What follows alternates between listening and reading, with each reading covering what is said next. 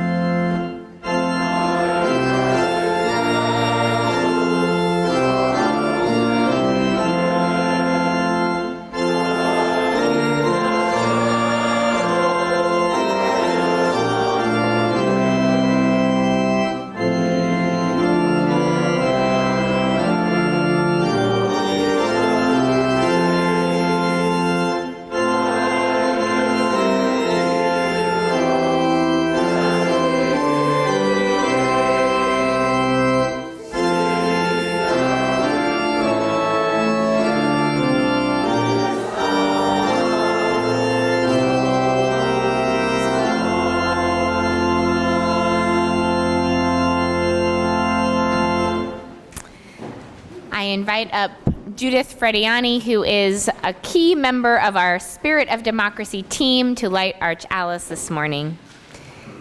And these are our chalice lighting words from Paul Sprecher. We light this chalice in memory of the courage of those who have struggled for freedom, the persistence of those who have struggled for justice, and the love of those who've built beloved communities to carry on the light of hope.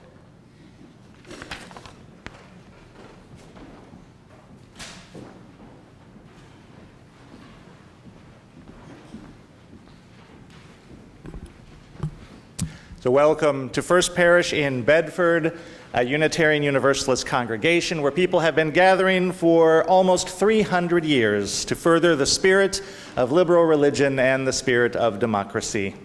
Whoever you are, whomever you love, whether you worship one God, many gods, or no God, you are welcome here.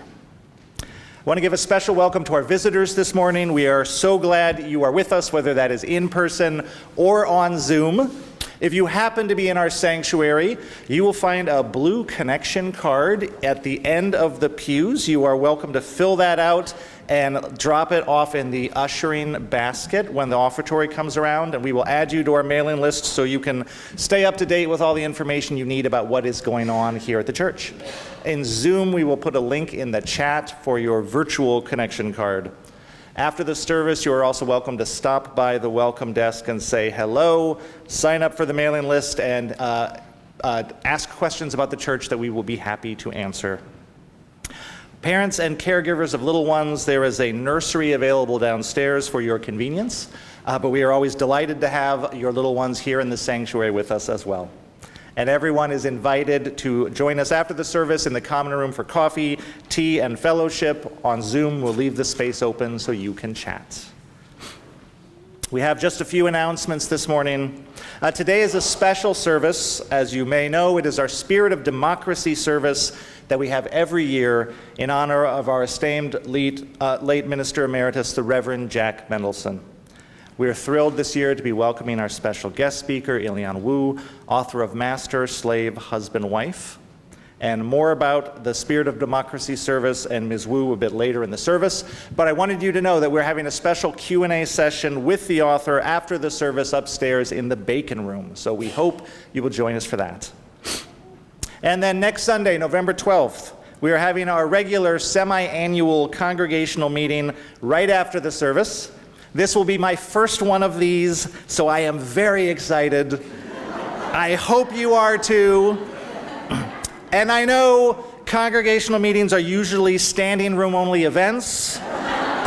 But the good news, if you come to church next Sunday, you will already be standing here in the room, good to go. So we hope to see you there.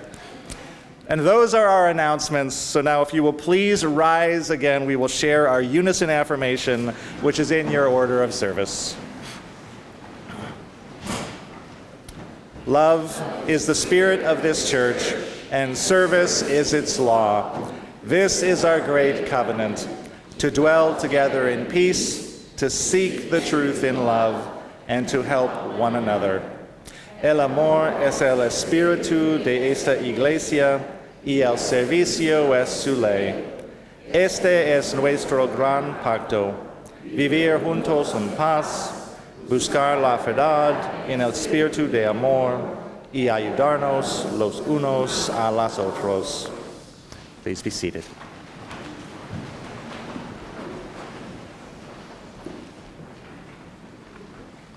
Good morning. It's good to see you all today, and it is an honor to share a abbreviated, shorter version of the craft story, which you'll hear more about later in the sharing from our special guest speaker as well. But it also features a cameo by Theodore Parker, which, for those of you who may not know, although there is the Theodore Parker Church in West Roxbury, his childhood church home was First Parish in Lexington, just down the street from here. So, fun trivia fact. Have fun your next time when you go to trivia night. Okay. So this is a story that begins with two enslaved people who ran away. They were a married couple from Macon, Georgia. Ellen Craft had skin so light that she could easily pass for white when moving about the world. So she decided to disguise herself as an ailing Southern gentleman traveling to Philadelphia for medical care. And her husband, William Craft, whose skin was dark, would pretend to be the master's doting slave. Together, disguised in this way, they would travel 1,000 miles to freedom. On December 21st, 1848, they both obtained passes to travel to the next town for Christmas. Now, instead of celebrating the holiday, however, they bought train tickets to Savannah, Georgia. From there, in their disguises, they traveled by train and steamboat up the coasts of South Carolina, North Carolina, Virginia, Washington, D.C., and Maryland. Now, this was, again, not when people had high-speed transit. This took a lot of time, and they had to carry on the whole charade the entire time. Now, by Christmas Day, Having successfully fooled everyone along the way, they had arrived in Philadelphia, a northern city, and they spent 3 weeks with a family of farmers who were Quaker. And after that, the Crafts traveled to Boston, where they found a home and work.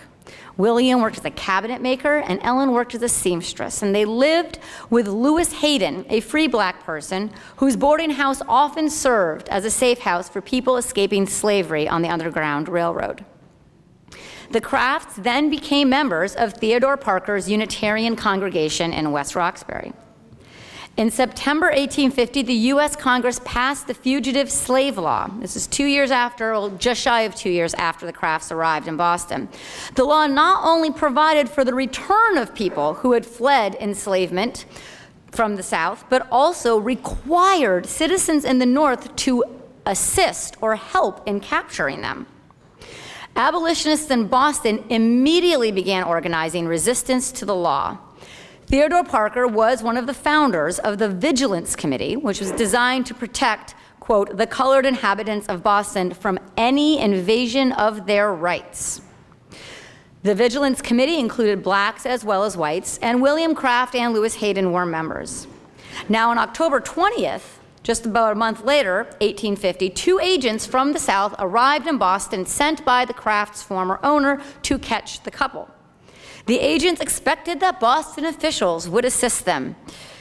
They had never met a Bostonian, apparently. And they were disappointed. The Vigilance Committee members protected the Crafts and relentlessly harassed the 2 agents. If you've ever been to a Sox game, that sounds about right. The coordinated actions of the abolitionist community and African Americans throughout the city thwarted the agents at every turn. They stayed in Boston for a month trying to get the Crafts. But in the end, they had to go back to Georgia empty-handed. And the Crafts then hurriedly booked passage through Halifax, Nova Scotia, and made their way to England, where they lived safely for many years before they were able to safely and freely return to the United States. That is our story for today. Thank you so much for listening. And in a bit of a separate shift, I'm delighted to share that we are going back to singing the kids out, because we got so many kids, it takes some time now, which is really a great blessing to have. So you all should have gotten this on your way in, okay? We are going to sing it once through. Reverend Jamie's going to come up here and help me. He's really familiar with this one. We're going to sing it once through together, and then I will say, and now, and I'll say it when I say it then, because otherwise people get confused, but you know what I might be saying. And then I'll give you the next direction, and you all who remain here will sing it again, okay? So we'll be doing this, will be the song that we do going forward now. And also, if you are new to our community today, we are meeting pre-K to 5th grade in the Overlook room upstairs, and 6th and 7th grade is in room 204 upstairs. And if you are new or visiting, just ask that you come and you check in with teachers so that we know who you are and who we got with us, and then you can come on back to the sanctuary. Thank you. Sandra, if you will. Okay. Sounds good.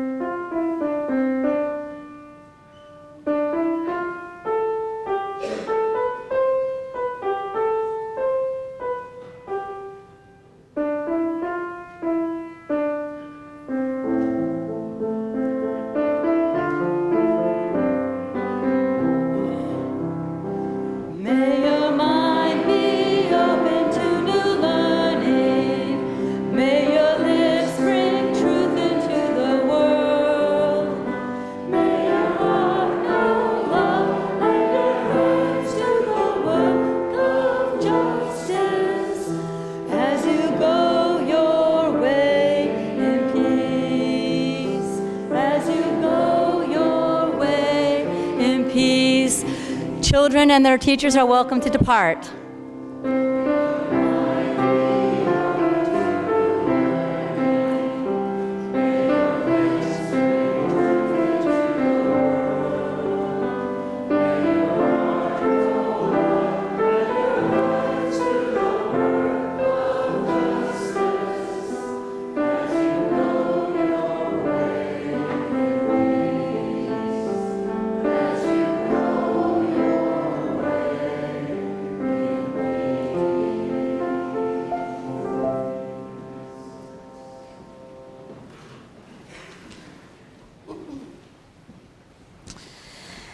I'm grateful we've resumed our tradition of singing the kids out. It's something I remember fondly from my days in growing up UU, the songs we would sing on our way out.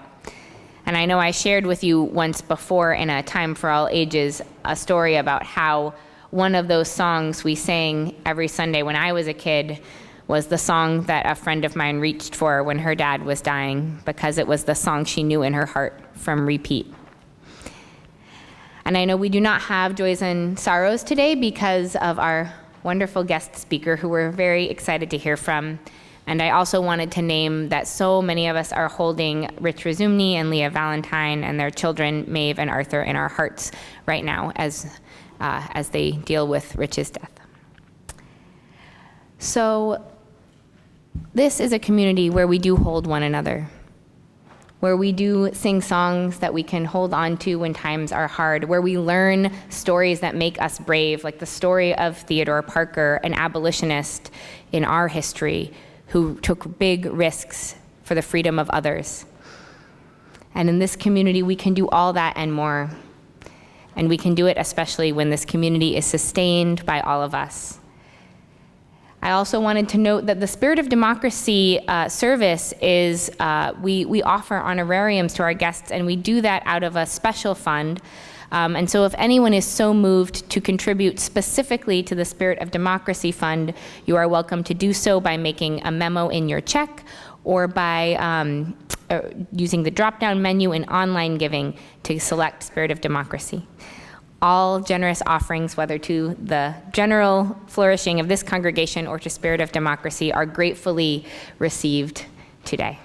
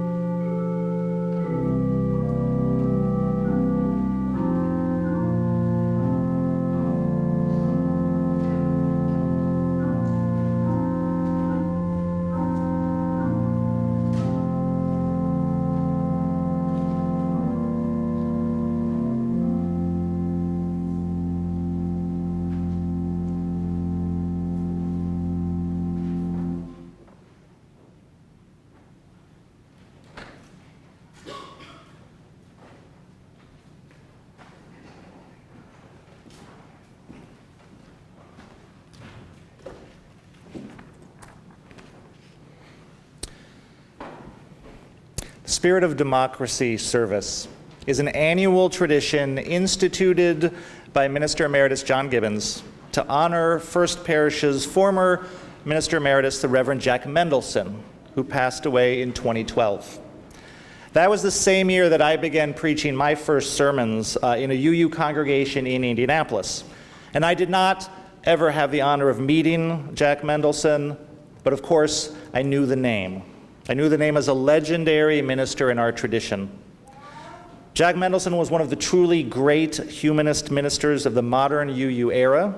And as John Gibbons and others have pointed out, he not only brilliantly and faithfully served the tradition of liberal religion in multiple ministries spanning 50-plus years, but he fundamentally shaped our understanding of Unitarian Universalism as an expression of that tradition, such that after Jack Mendelson, it is impossible to think of a Unitarian Universalism that did not hold justice-seeking and justice-making as a core value. I knew of Jack Mendelson as the minister who protested the Vietnam War from the pulpit of the Arlington Street Church, who led the walkout at General Assembly 1968 in solidarity with the Black Affairs Council, who advocated for the empowerment of women in the association as the only male member of the UUA's Women and Religion Committee, who traveled to the Middle East on important peace missions with the Reverend Jesse Jackson twice, and as someone who served ably and faithfully so many of our institutions. In 1997, he was the recipient of the Award for Distinguished Service to the cause of Unitarian Universalism. And Jack Mendelson served in Indianapolis. I knew that too. He served at All Souls Unitarian Church. He helped them build their existing beautiful building, which is an amazing space to be in. And I've seen the painting in his honor at the All Souls Library. So I am delighted to be seemingly following along behind him from Indianapolis to Bedford. And as it happens, in my last year serving at the Unitarian Universalist Church of Indianapolis, several of my congregants had also discovered Jack Mendelson's writings, and they were eagerly passing around his book, Being Liberal in an Illiberal Age, which is also known as Why I Am a Unitarian Universalist. And they were giving it to me and saying, have you read this book? They said, it's such a beautiful summary of what UU is all about. This is like who I am. They said, we should pass this out to all of the visitors. And I don't disagree. It is a wonderful book, of many influential books that he wrote. And in Why I Am a Unitarian Universalist, Jack Mendelson described our tradition. He said, a free religious faith which is bent on making freedom prosper at a time when the better angels of the human spirit are everywhere under attack. And surely this mission is as vital today as when those words were written. It does indeed feel as if so many of the values that we hold dear, values central to the spirit of democracy, are under attack. And of course, we've been here before.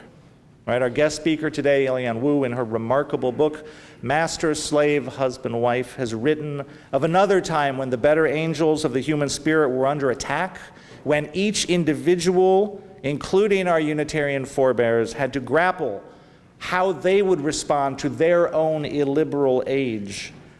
It's a story of courage, sometimes of frailty, and in the end, of the remarkable determination of some brave people to keep creating hope for themselves and for one another in the name of freedom for all. In another vein, borrowing verses from the book of Job, Jack Mendelson described liberals as wild asses who roam the barren wilderness searching after every green thing. If you came in the narthex today, you saw that quote on a giant poster. And it describes liberalism as a spirit of hope, a faithful and determined questing after life and growth, after green things, even when the landscape seems barren. And the lesson of Job, Reverend Mendelson said, the lesson of Job is that it is up to us. Hope is not something we receive from on high, it is something we create. Hope, progress, and the spirit of democracy are ever in our hands.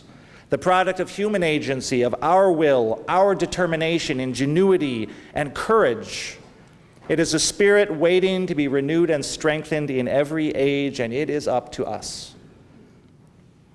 Mendelssohn said, to be able to say that I am a part of this unfolding destiny, that I am able to make some contribution to its fulfillment, is to express my utter joy. My utter joy. So may it be our joy today to witness to a very human story of freedom unfolding, and inspired by that story to find our own place in the unfolding of the spirit of democracy.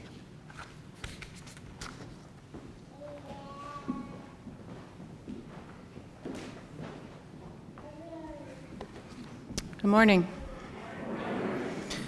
So I could easily fill a lot of time here sharing with you all of Ilian's professional and academic accomplishments. She holds a BA from Yale College, a PhD from Columbia University.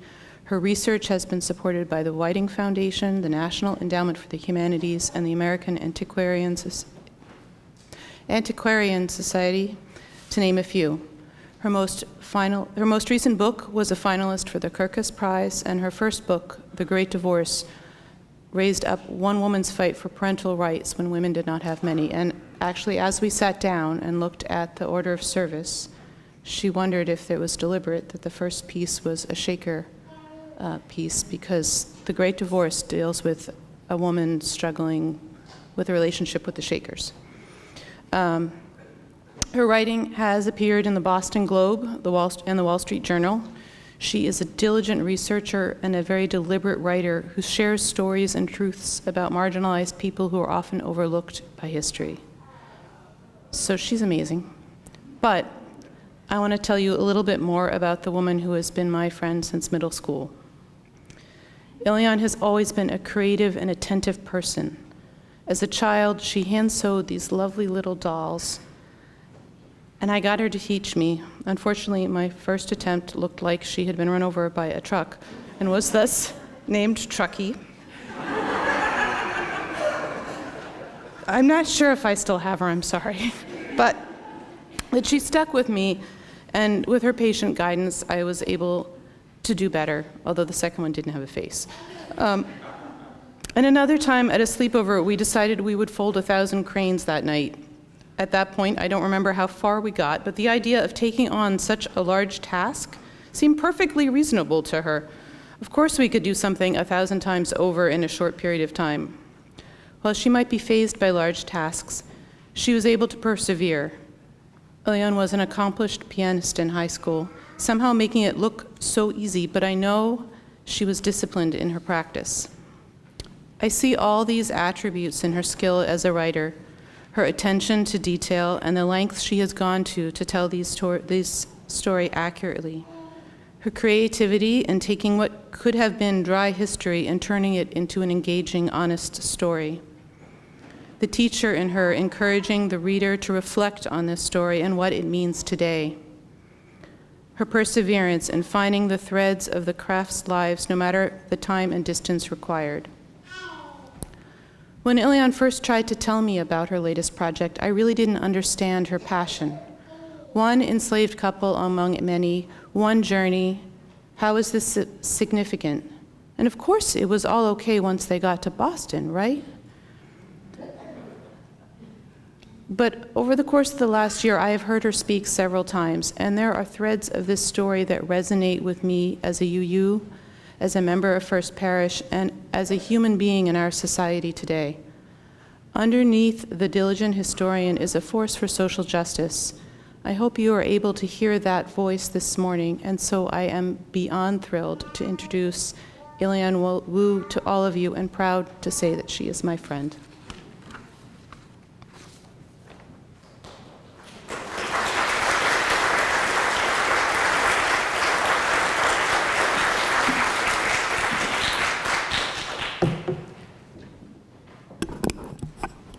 Thank you so much, Jen, for that really beautiful tribute. I've never heard words like that before, and I'm so happy that we have had each other all these many years together. Good morning. It's wonderful to see you all. I know how much this beloved community means to my friend Jennifer, and it is just an incredible honor, as well as a pleasure to be here today with you to speak about Ellen and William Craft. So this is an enslaved couple who made an extraordinary escape from bondage almost exactly 175 years ago, come Christmas. So this is a big year for them. So this is a couple who used this ingenious disguise with the wife, light-complexioned Ellen, disguising herself as a wealthy, white, disabled man, and her husband, William, playing the role of her slave. Now this is a radical reconfiguration of identity because she's going from the very bottom of the social hierarchy, assuming a place at the very top. Now, it feels especially meaningful to speak about their story in a Unitarian church, given how many Unitarian friends they had. And it feels important to talk about their story at a time of so much pain and crisis in our own nation and our own world. And I hope that some of what I talk about today may resonate as we go back out and leave this beautiful sanctuary today. So today I'd like to enter into the story of the Crafts to reflect on the power of both hearing and telling stories, building on the themes that Reverend Jamie Hinson-Rieger introduced in his sermon about the value of seeing beyond the single story, which I had the great pleasure of hearing a few weeks ago. What a beautiful little voice that was.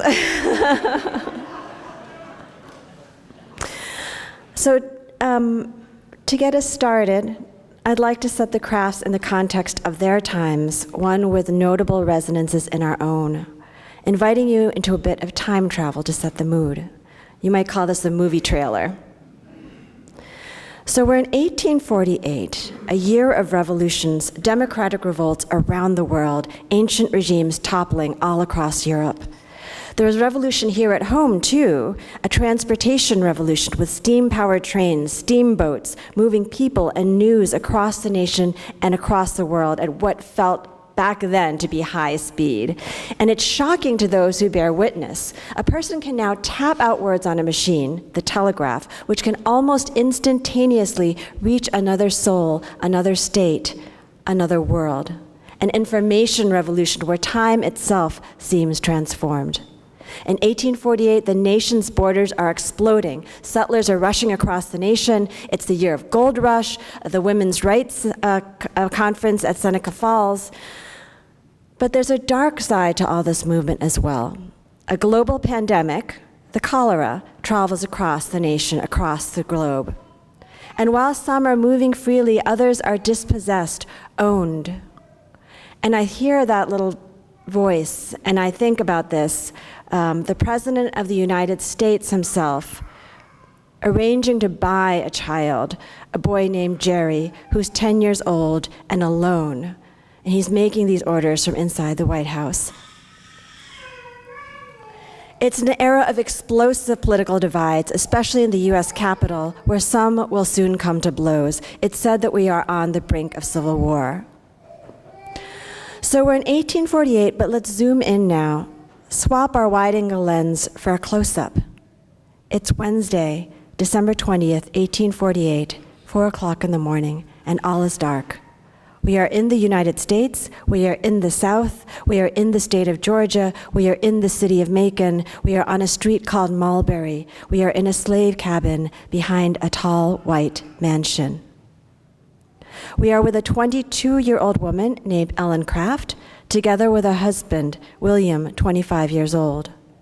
They have before them a secret chest of drawers containing an outfit that Ellen will wear to disguise herself as the white master. A gentleman's hat, button-down shirt, cravat, vest, pants, jacket, boots, green glasses to hide her eyes, poultices or bandages, and a sling to indicate her disability, that she can't speak very well, that she can't write. Their plan is to use this disguise to attempt an extraordinary escape, not by forest and starlight, but in the broad light of day, riding steam trains and steamboats, buses and carriages over 1,000 miles to the free state of Pennsylvania and eventually to Boston. They are prepared, but they are also afraid. They know too well what will happen to them should they make a single misstep. As William would later testify, I have seen slaves tortured in every conceivable manner. I have seen them hunted down and torn by bloodhounds. I have seen them shamefully beaten and branded with hot irons. I have seen them hunted and even burnt alive at the stake. This is why they have not tried until now. And yet, buoyed by love and their determination to be free, inspired by lines from the Declaration of Independence and biblical verse, God made of one blood all nations of men. They move forward. It's an incredible journey, one that defies belief at every turn. This is not the kind of journey to freedom mythologized in many of our histories, one about the proverbial Underground Railroad where white abolitionists are cast in starring roles. It's not a story where one man runs alone. Instead, it's a love story where a woman and a man who inherited love powerfully from their own parents, William from his mother and father, Ellen from her mother, work together as a team. And even though that child has left the space, I hear that child's voice. This is something that was the separation that the Crafts experienced as children from their own parents became a driving force for them to make this journey. Together, they embark on a journey of mutual self-emancipation. It's a journey full of irony, one where the Crafts are propelled by their love for one another, but also assisted by the unknowing care of strangers. They encounter Southern slavers who would actually have been the first to shout, doing everything in their power to recapture the Crafts, had they known who they really were.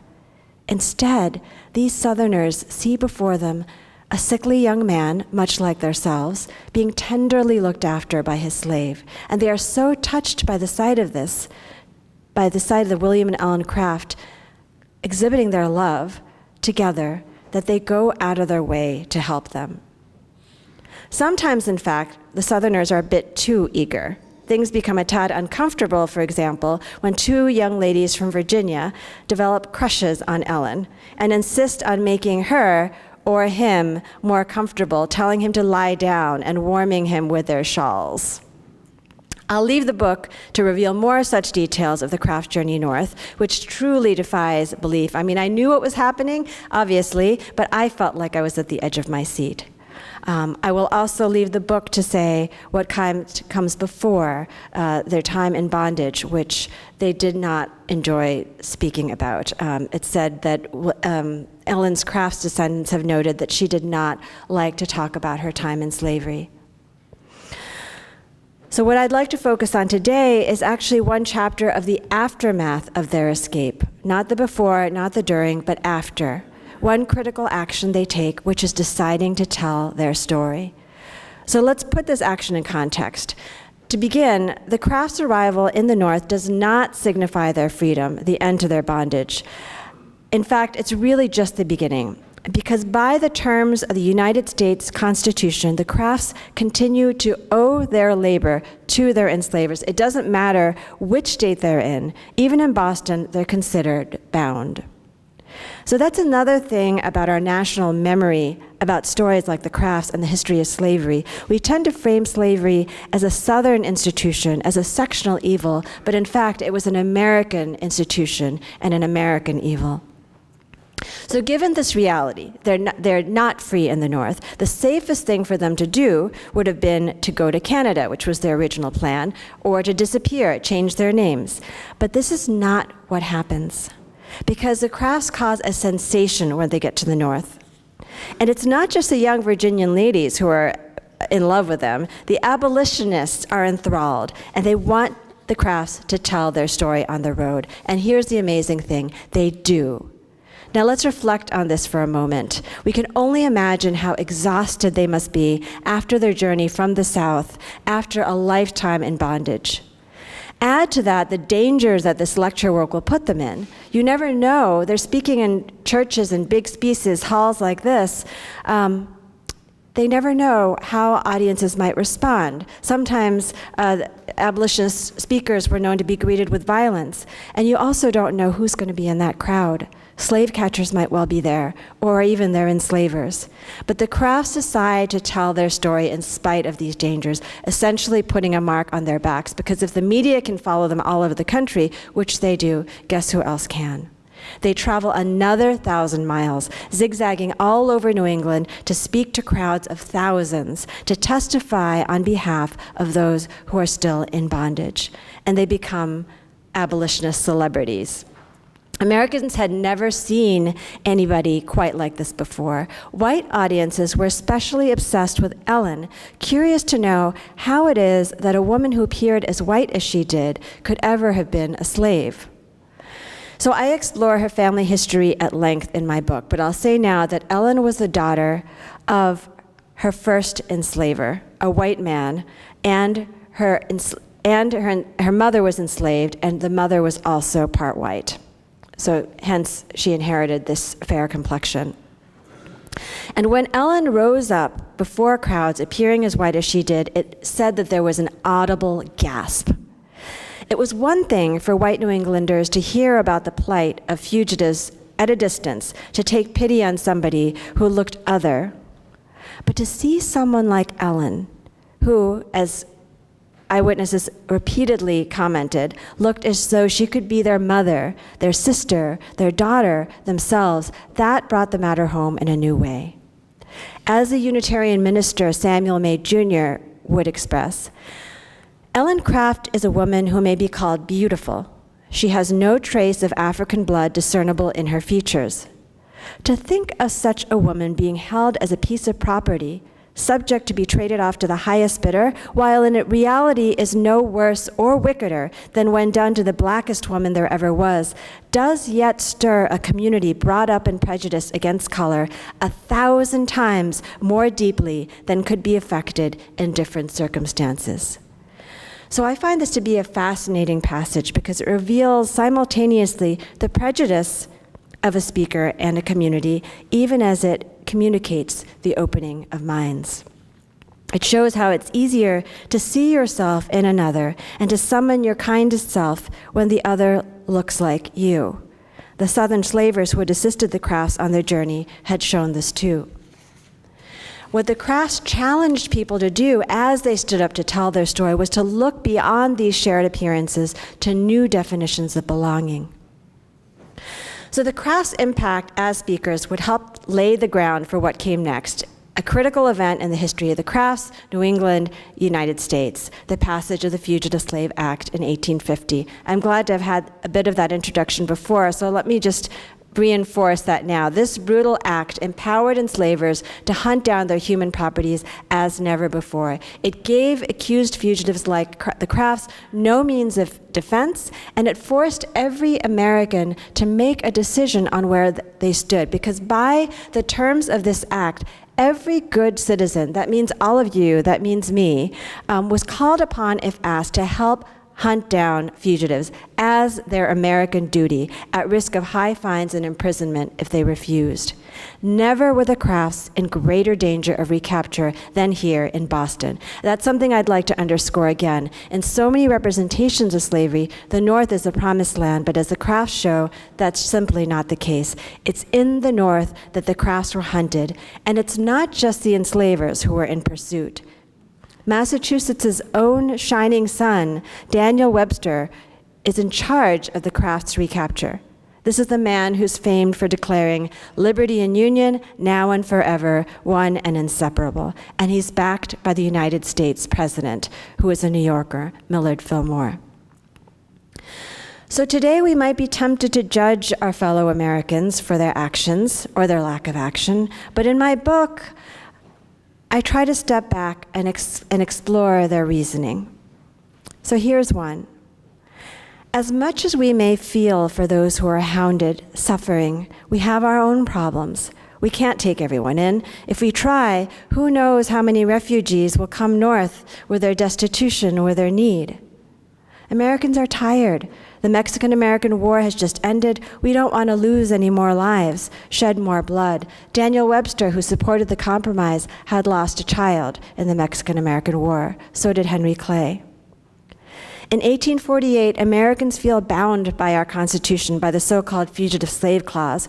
Who wants to challenge what's God-given in our Constitution, in our sacred national document? I wonder if any of these lines of reasoning feel contemporary to you.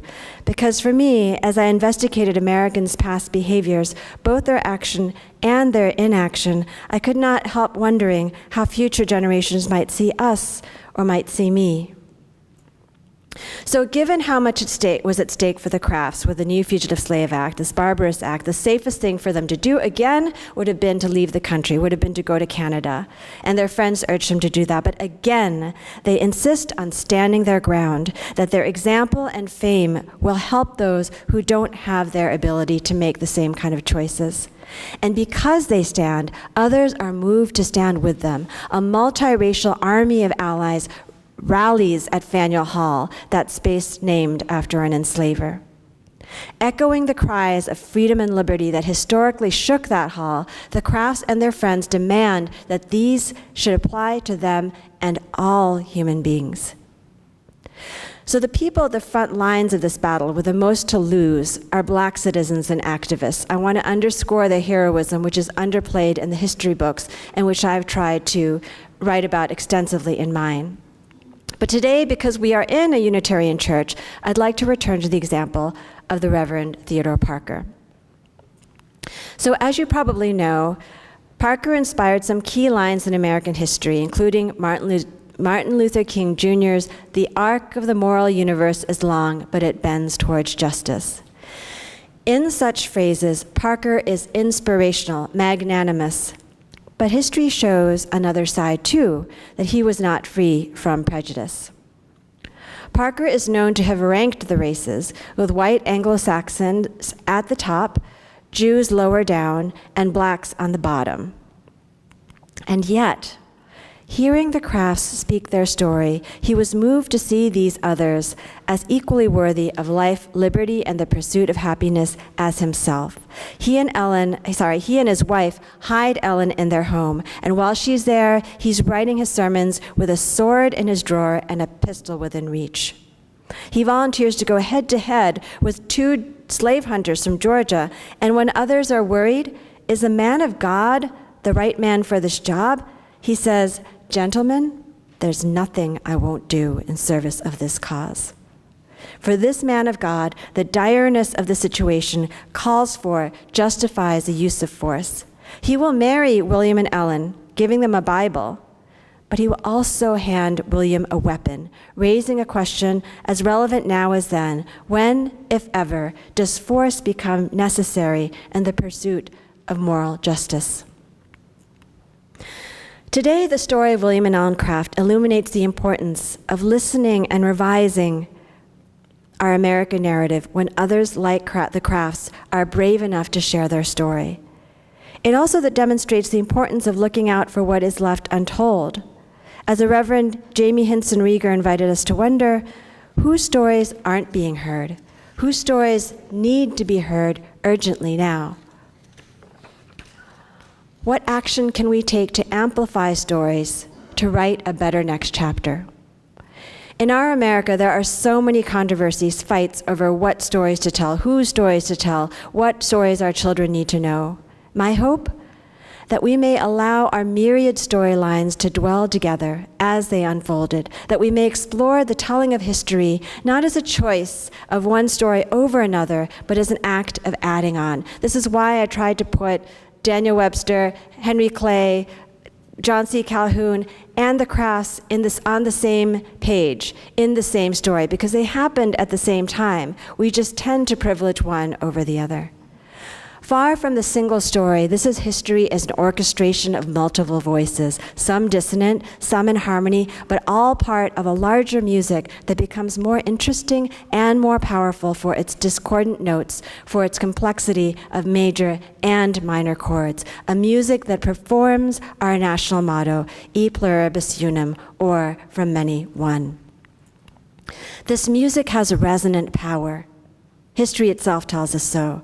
I want to share with you a final story that demonstrates the power of history in action. It's a story that begins with children. So let's time travel one more time to Salem, Massachusetts. Once upon a time, there was a man named Ellis Gray Loring, a white so-called Boston Brahmin, a lawyer. While dining in Salem, he crossed paths with a 13-year-old child who was waiting on his table, and he recognizes at once that this child is gifted. The child's name was Robert Morris. Loring reaches out to Morris's mother, and with her permission, brings him to Boston to work. First, he employs Morris in his household, and then he mentors him as a lawyer.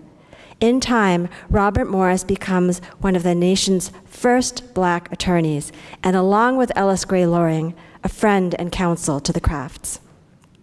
So right around the time that the Crafts came to Boston, there was another young boy, fresh off the boat from Ireland. He was fatherless and mercilessly bullied. Then, one day, a man named Robert Morris meets him and recognizes in this child a special kind of brightness. As he had been seen, so he sees something in another, and he passes it on, mentoring this child in his legal practice. This child, Patrick Collins, becomes mayor of Boston. The story of these mentors and mentees illuminates for me the power of what can happen when one person truly sees one another, not in one's own image, not as some kind of other, but as they are. The story illustrates the power of passing on, how we can each make a difference through a true act of seeing, how in this way, power and grace can be transferred. The Crafts themselves modeled big actions, making brave choices again and again, escaping the South, telling their story, escaping America, telling their story again, and ultimately returning to America to help rebuild the nation, putting their lives at risk during a terrifying time of Reconstruction. But through their currents of influence, we can see how more intimate, local gestures can also exert their own power, one moment, one life, one child at a time.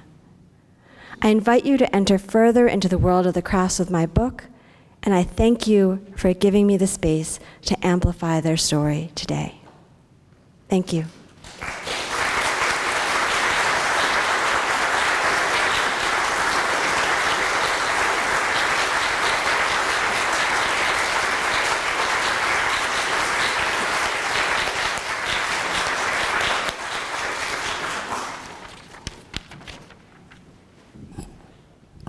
Thank you so much, Hilion, for that amazing presentation.